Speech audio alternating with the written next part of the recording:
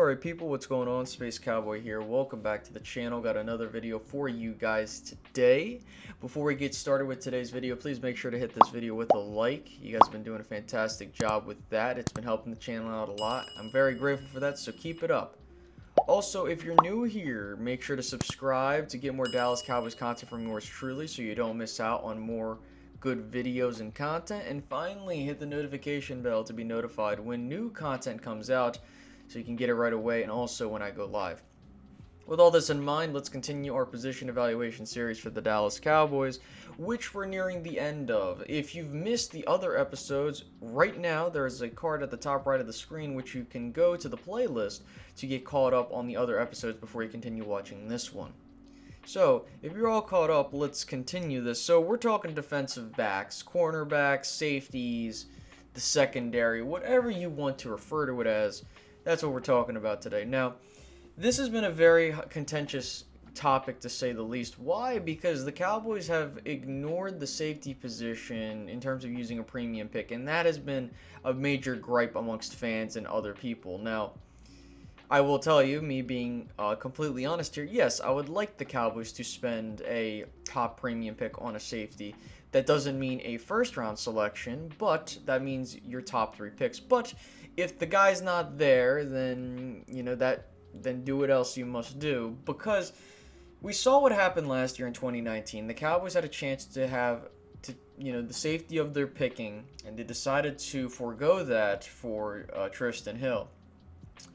Now, the reason why I bring this up is because it's an important note, and I want to start here, because this has been normally what we've been talking about, is when people mention safety, they either mention, oh, let's trade a first-round pick to go get Jamal Adams, or let's go, use a first-round pick on a safety. Now, I want to give a shout-out to Joseph Sandberg, who is a longtime viewer of the channel. Me and him were having some conversations about, like safeties being drafted and stuff like that, and he gave me an interesting point of note, which was the average pick of the first safety being drafted was at pick 27. Now, that's out of the last 6 drafts, and the main reason that it's so damn high is because you have, Jamal Adams and Derwin James, increasing that that value, if that makes any sense. So if you remove those two, really the first safety doesn't come off the board till the 2nd round. So honestly, if the Cowboys really wanted a safety, you don't really have to go after one when you're in the mid-teens of the draft, but rather you can probably wait until the 2nd round to gather one. And I think the Cowboys might have done that if they had, if Xavier McKinney was still on the board or Grant Delpit, but considering the fact that they weren't, it's all right. Okay, and we don't know what the potential is for some of these other guys. We remember Donovan Wilson was shining in the preseason, and he really didn't get a chance. But we'll see what this new defensive, core, and Mike Nolan, and also with the defensive back coach, what they got in mind. So let's start off with a couple players of note. Let's start off with the people that have already been here.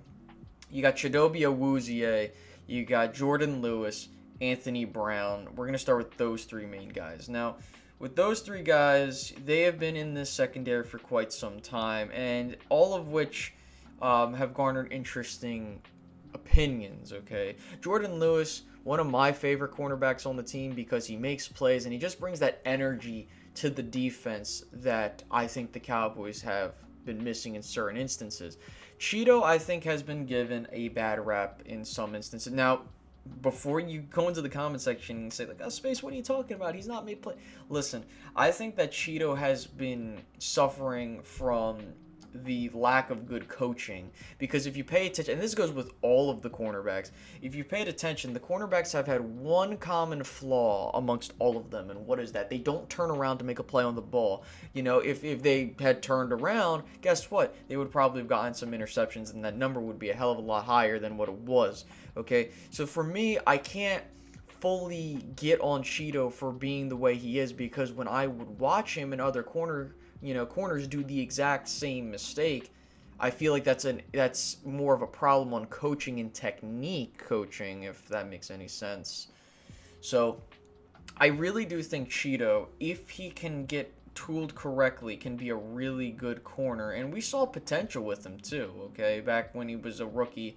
And then when he finally started coming into his own, every so often. But for the most part, I think he just needs to, I think he just needs a bit of a push in the right direction. Now, Anthony Brown, I know a lot of people were, when he first started out, a lot of people were like, oh, whoa, we got a really good guy with a second round pick. And then as time gone on, he got picked on. And I will tell you this, is Anthony Brown all-pro? Hell no. But Anthony Brown is something that you can definitely appreciate to have in a sixth-round pick, and that is a solid starter to great rotational piece, okay? Anthony Brown has, done his job for the most part from what I have gathered. And to get that out of a sixth-round pick is really damn good. And the fact that he's on another contract shows you that. Now, again, that doesn't mean Anthony Brown is all pro or like extremely like he's the best at his position. Of course, that's not what I'm insinuating here. However, I will tell you that the Cowboys have a solid group of corners and they continue to gather more, okay? Let's move in to our draft selections in Trevon Diggs and Reggie Robinson. I do personally believe that these two are going to be the replacements for either Cheeto or Jordan, depending on who leaves. That's important because guess what? These guys have the ability to become starter-level corners. I definitely do think Trevon Diggs is going to be a really damn good corner in this system if he's given the chance. I know I've talked about him in my draft, and when I was covering basically all the players in the draft, I vividly remember comparing him to Aqib Talib. He reminds me of him in terms of his play style, especially with what I've been seeing, through highlight reels and also looking back at some games he's played in. And I think that if you can get out of a second-round pick a solid quality starter, that's really damn good. Obviously, we would want him to be an all-pro best cornerback, and that would be cool. But we'll see what happens, right? I think that the Cowboys with Reggie Robinson, it's the same thing. Look, you have a guy that definitely has the ability to be a solid quality starter if all things work out, and that's something that you need in a corner, right? The fact is that when you use a first-round pick on a corner or a safety, you better damn hope that they're like the next coming of Darrelle Revis or Ed Reed, right? And so that's the thing that I think we need to understand, that when it comes to using high-end capital on gathering players in the secondary, you must realize of how the draft board works, number one, and how some players tend to fall because teams don't value those positions as high. That's that. But more importantly, the only time really teams take cornerbacks or safeties that high is because they have the potential to be an all-pro at their position. For example, we just saw with Okuda going to the Lions at the third overall selection. Like, that guy was touted as one of the best corners in the draft and has the ability to become an all-pro at his position, right? Now, we don't know. Everything is uncertain when it comes to draft picks. System plays into effect, how the player's drive is and how they do as well. It all is there's a bunch of factors that go into that. So I do believe that the Cowboys have some quality, capable starters in Trevon Diggs and Reggie Robinson if all works out. Now, moving on to a couple pieces that were added through free agency, okay? You have Maurice Kennedy, I think that's how you pronounce it. I apologize if I got that incorrect.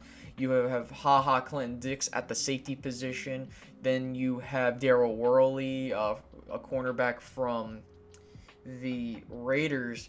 And then you bring in Darian Thompson back, and then you have a couple other guys that are on this list that I unfortunately don't want to spend time talking about. And I want to throw in, and I forgot to mention, Xavier Woods and Donovan Wilson, which we'll address at the very end. So first, let's talk about these free agent additions. Now, HaHa Clinton-Dix is coming in on a one-year deal. He's more or less either a camp body or someone who's meant to be basically your rotational piece or a starter if need be, okay? I don't think that HaHa Clinton-Dix is going to be your solution at the safety position, but he's just more or less your rotational depth to have on the team. So let's just understand that, or who knows, maybe he doesn't make the team. That's not for certain, but I think that based off of the money he got, I think he could make the team. Another key interesting point to note is that with Daryl Worley and Maurice Kennedy, those guys can also be solid rotational pieces at your cornerback position, okay? And that's what you need, right? Because if you try to lean on one very good cornerback, you're not going to do, like, that's not what makes or breaks, that's not how you get to championships, right? Because if you look at the many of the other champions or whatever the case may be, they had a very good amount of quality starters at the cornerback position, or more or less on the team in general, to help generate turnovers. And that's what matters, right? We don't necessarily need an all-pro corner to have the secondary play at a very high level, but it does emphatically help, obviously. Now, the reason why I mention that is because when you spend high-end draft capital, right, on a cornerback, which the Cowboys have done before, if you remember what happened with Morris Claiborne, touted as one of the better cornerbacks coming out of the draft, and it didn't work out. He started off really damn good, and then it just fizzled out. Injuries it just didn't work out. And so when you spend, again, and I'm going to say this over and over again to get the point across, is that you don't want to use high-end capital on a safety in that position. Now, if you're spending a third, second-round pick, that's one thing, but it all comes down to how the draft board falls and what kind of prospects are coming up. Because if the prospect that's coming out is capable of being, like, all-pro and we can see that, then by all means. But it really, again, it's very ambiguous, the situation. Now, this talk about the safety and using picks. Let's move into the safety position as a whole.